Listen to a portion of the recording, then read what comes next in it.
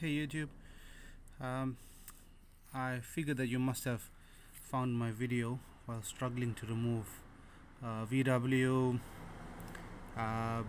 pilot bearing. So these are a little bit more difficult than your usual because they're closed at the back. So it's a little bit difficult to get a grip with any standard puller. And the usual grease or bread tricks don't work because you can't really get enough hydraulic pressure through this tiny hole at the back. I've seen a video of someone going at it with a Dremel, and let me tell you this, it's completely unnecessary. This is what I did. I got out my set of carbide tipped Bosch drill bits. Now these aren't your standard drill bits. If you go at it with a standard steel drill bit, you're gonna struggle.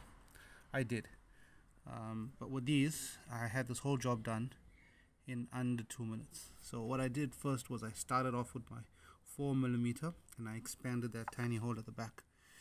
So think about it that way. So start with the 4, then I went to the 6, and then I went to 8, finally finished off at 10.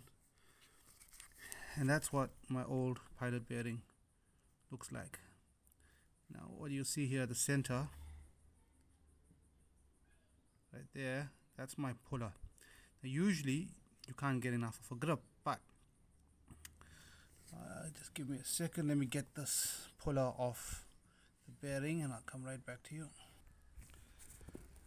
So I've taken the puller off the old bearing and you see that that's what I got left there.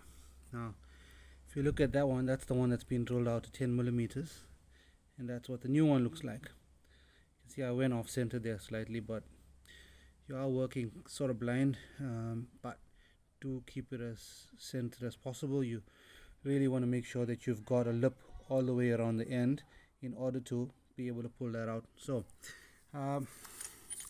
what you want to do is look at your puller set.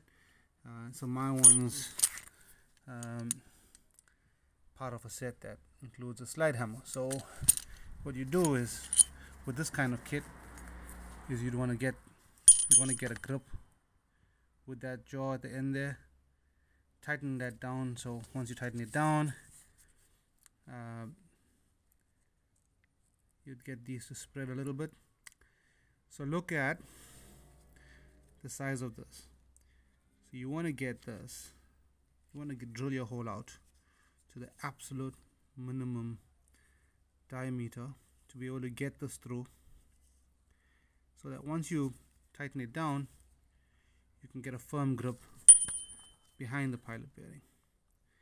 And once you've got a firm grip behind it, you attach your slide hammer or whatever puller system you've got hooked up, and that allows you to pull this out. So usually what will happen is, when you try to do this, you're going to end up catching on the needle bearings inside, and you're going to end up with quite a mess, but still with nothing. You can see that from the outside here, there are no ridges, so you've got nothing to grip onto. This way, when you drill out the back, you're essentially getting something to grip onto. That's where this becomes quite difficult for most people. Now the previous tips that I've seen were to, because this is hardened steel, it's a little bit difficult to cut into. So what people do is they end up running a Dremel tool against this, and they risk damaging the crankshaft. And what I'm suggesting here is a method that prevents damage to the crankshaft by just going out the rear end, and just obviously you just stop drilling when you get through. Don't drill further into the crankshaft. That's unnecessary, and that's just a recipe for disaster. So just get through enough to be able to get that hook or jaw through, and as soon as you get that in, I don't think I really need to demonstrate that, but perhaps I will. just trying to do this with one hand. Essentially what you're doing is you're going through this way.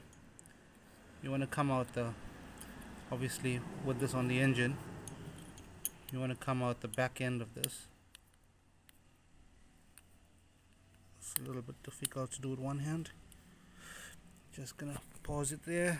So back again, essentially what you're doing is you're going through, you're getting behind it, and you're gonna, obviously if you've got this sort of tool, you're gonna snug this down. Yeah, again a little bit difficult to do with one hand, but you get the idea. As you snug this down, these come apart, and hold that firmly in place. Attach the slide hammer and pull it out that way. Yeah, I hope you found this video helpful. It's not the perfect DIY where I'd have it all set up, but I learned this lesson and I thought that it's not been covered by any other videos and someone might benefit. So good luck.